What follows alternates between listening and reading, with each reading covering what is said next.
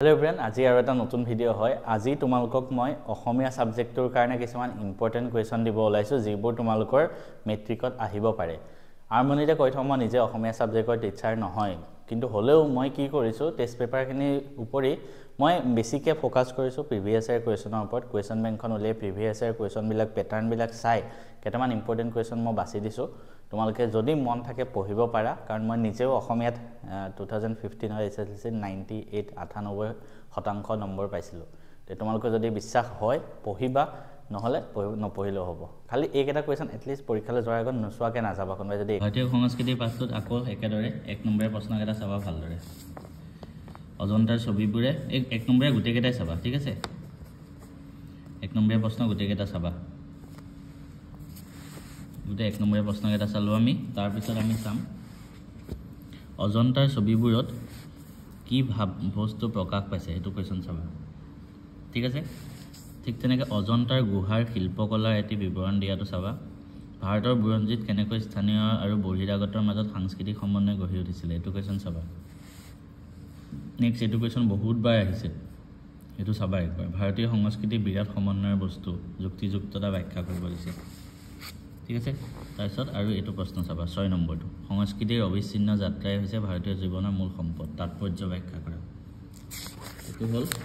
Next আমি অসমৰ জনগোষ্ঠী আৰু গাঁথনিটো যদি চাওঁ, এক নম্বৰীয়া প্ৰশ্ন গোটেইকেইটা চাবা ইয়াতে যিমানকেইটা আছে।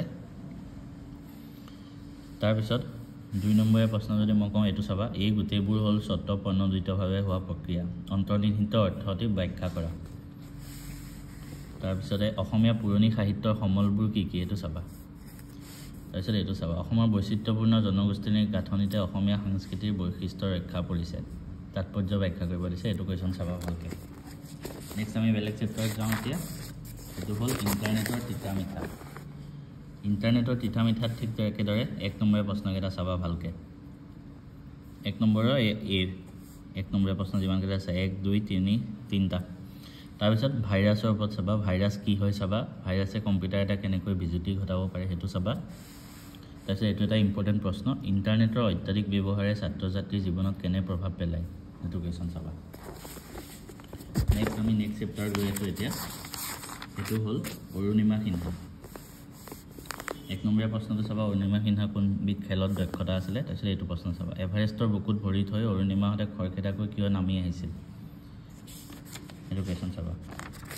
তাৰপিছত পাৰস্যত দেৱমুখী, এই চেপ্টাৰটোৰ পৰা যদি মই চাওঁ, এক নম্বৰীয়া প্ৰশ্নখিনি ইৰাণৰ ৰাজধানী তৎৰেখা কি, ইৰাণৰ পাৰমাণৱিক কাৰ্যসূচীৰ মূল পৃষ্ঠপোষক কোন আছিল, ইছলাম গণতন্ত্ৰৰ প্ৰতিষ্ঠাতা কোন আছিল।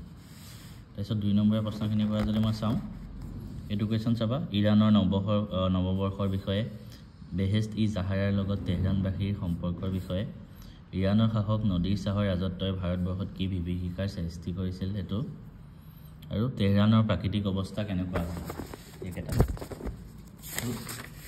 এতিয়া বৰগীত কবিতালৈ যাওঁ যদি, বৰগীতৰ এক নম্বৰীয়া প্ৰশ্ন গোটেইখিনি চাব লাগিব আমি। কি কি আছে? বৰগীত বান্ধৱ বুলি কাক সম্বোধন কৰিছে, তোমাৰ পাঠ্যক্ৰমৰ অন্তৰ্গত শ্ৰী শ্ৰী মাধৱদেৱ বিৰচিত বৰগীতটো কি ৰাগৰ, মাধৱদেৱৰ সাহিত্যিক জীৱনৰ কীৰ্তিস্তম্ভ কি, এইটো কুৱেশ্যন চাবা। বৰগীতটো কোনে ৰচনা কৰা, সেইটো চাবা। তাৰপিছত বৰগীতৰ লক্ষণ সম্পৰ্কে আহিব পাৰে, গতিকে যিটো কুৱেশ্যন ভালকৈ চাবা। বৰগীতৰ লক্ষণ কেইটামান ভালকৈ চাই যাবা। তাৰপিছত ব্ৰজাৱলী ভাষাৰ বিষয়ে লিখিব আহিব পাৰে, সেইটো চাবা। আৰু এই দুটা এইকেইটা কুৱেশ্যন চাবা। ব্যাখ্যা কৰা এইটো চাবা এবাৰ, এইটো পংক্তি আৰু এইটো পংক্তি। তাৰ ওপৰত বৰগীতটোৰ মূল ভাৱটো চাবা একবাৰ, ঠিক আছে? এইকেইটা ভালকৈ চাই যাবা। জিকিৰ পাঠটোৰ পৰা যদি মই কওঁ, এক নম্বৰীয়া প্ৰশ্ন, মুমিনৰ অৰ্থ কি, জিকিৰৰ ৰচক কোন, কিহৰ লগত তুলনা কৰে, আজান ফকীৰৰ আচল নাম কি, এক নম্বৰীয়া প্ৰশ্ন। তাৰপিছত আৰু যদি মই কওঁ জিকিৰৰ বিষয়ে এটি টোকা লিখা, এইটো কুৱেশ্যন চাবা। জিকিৰৰ বিষয়ে এটি টোকা লিখা। তাৰপিছত ব্যাখ্যা কৰা এই দুটা চাবা। মক্কাৰ দুৱাৰত চাহাব ত্ৰিবেণীৰ ঘাট, এইটো টিক কৰি যোৱা। আৰু এইটো সজাৰ মইনাটিৰ অনেক যুগতি, দেওমাৰি পাৰ হ'লে এৰিলে প্ৰীতি, সেইটো চাবা।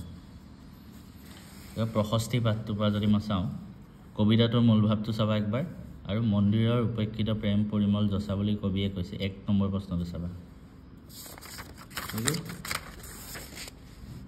নেক্সট মই অসমীয়া পাঠটোৰ পৰা কবিতাটোৰ মূল ভাৱ যোৱাবাৰ আহিছে, গতিকে এবাৰ মই কোৱা নাই,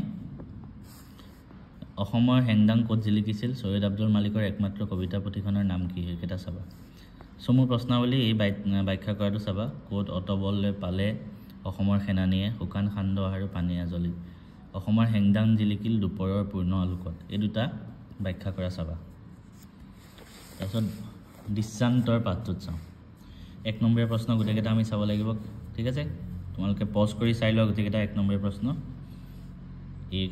1ৰ পৰা 7 লৈকে তাৰপিছত আমি ব্যাখ্যা কৰা যদি চাওঁ এইটো কোৱেশ্চন চাবা বাৰে বাৰে সাজিছে কাৰেং বিশ্ব সভ্যতাৰ কবিতাটোৰ জৰিয়তে বিশ্ব সভ্যতাৰ কাৰেং বুলি কিহক বুজাইছে মানে ব্যাখ্যা কৰিব দিছে এইখিনি তাৰপিছত দৃষ্টান্তৰ কবিতাটোৰ মূলভাৱ আহিব পাৰে গতিকে দৃষ্টান্তৰ কবিতাটোৰ মূলভাৱটো ভালকৈ চাবা এতিয়া আমি ব্যাকৰণৰ এইটো কমন দিব নোৱাৰি তোমালোকে টেষ্ট পেপাৰখন সলভ কৰা ব্যাকৰণৰ পাৰ্টৰ গোটেইখিনি ভাৱ সম্প্ৰসাৰণ আৰু আবেদন বা প্ৰতিবেদন লিখিব আহিব পাৰে মই এটাই কম তোমালোকে আবেদনখন লিখিবলৈ চেষ্টা কৰিবা তাত নম্বৰ বেছি পাবা ঠিক আছে ভাৱ সম্প্ৰসাৰণ লিখিলে কি হয় ব্ৰড কুৱেশ্চন হৈ যাব নম্বৰ কাটাৰ চান্স থাকে কিন্তু আবেদন লিখিলে নম্বৰ কাটিব নোৱাৰে মই এখনমান ইম্পৰ্টেণ্ট আবেদন ফাৰ্ষ্ট কৰি লওঁ আবেদন আৰু প্ৰতিবেদন আবেদন প্ৰতিবেদন যদি মই কওঁ আবেদনৰ ভিতৰত কি আহিব পাৰে জানানে প্ৰথমটো দুটা টাইপৰ আহিব পাৰে দেউতাৰ অসুখৰ বাবে তুমি এসপ্তাহ স্কুললৈ আহিব নোৱাৰিলা তাৰ বাবে ছুটি বিচাৰি মানে আগতেই তুমি আহা নাছিলা পিছত ছুটি বিচাৰি গৈছে আৰু এটা মানে চতুৰ্থ পিৰিয়ডৰ পিছত ছুটি বিচাৰি অধ্যক্ষলৈ আবেদন লিখা এই দুটা টাইপ ভালকৈ চাবা ঠিক আছে তাৰপিছত আৰু মই যদি কওঁ আবেদন লিখিবলৈ আৰু এখন চাবা এইটো তোমাৰ বিদ্যালয়ৰ ছাত্ৰ ছাত্ৰীৰ পুথিভঁৰালৰ বাবে কি অসুবিধা হৈছে প্ৰধানলৈ তুমি ছাত্ৰ ছাত্ৰী একতা সভাৰ সম্পাদক বা সম্পাদিকা হিচাপে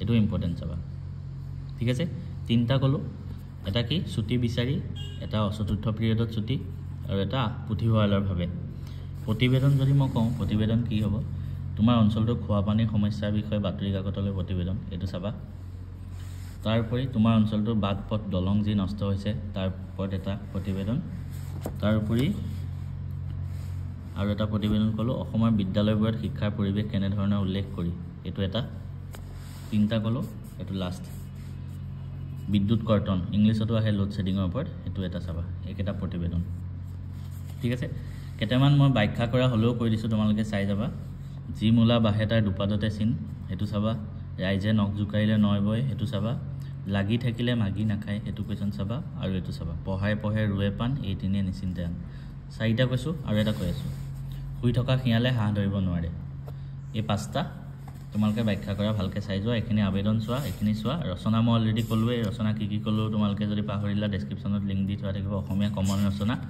সেই ৰচনাকেইখন চোৱা এতিয়া আমি ইমানতে আৰু কিবা আছে যদি মই তোমালোকক দি আছোঁ বৈচিত্ৰ্যময় অসম পাঠটো মই যদি কওঁ এইটো কুৱেশ্যন চাবা ভালকৈ বৈচিত্ৰ্যময় অসম নামৰ দুটা পাঠত সন্নিৱিষ্ট অসমৰ যিকোনো দুটা জনগোষ্ঠীৰ চমু পৰিচয় দিয়া এইটো কুৱেশ্যন ভালকৈ চাবা এইটো যোৱাবাৰ আহিছে গতিকে এইটো তোমালোকৰ ওপৰত কথা কিন্তু এইটো ভালকৈ চাই যাবা হে ৰচনাৱলী প্ৰশ্ন তাৰপিছত মই যদি চাওঁ নেক্সট আমি যদি নেক্সট চেপ্টাৰটোত যাওঁ এইটো হ'ল প্ৰাচীন ভাৰতীয় শিক্ষা এই কুৱেশ্যনটোৰ ওপৰত 1 নম্বৰীয়া প্ৰশ্নকেইটা চাবা এইটো আৰু এইটো ঠিক আছে 1 নম্বৰীয়া প্ৰশ্ন তাৰপিছত আমি যদি চাওঁ প্ৰাচীন ভাৰতৰ 4খন বিশ্ববিদ্যালয়ৰ নাম লিখা সেইটো চাবা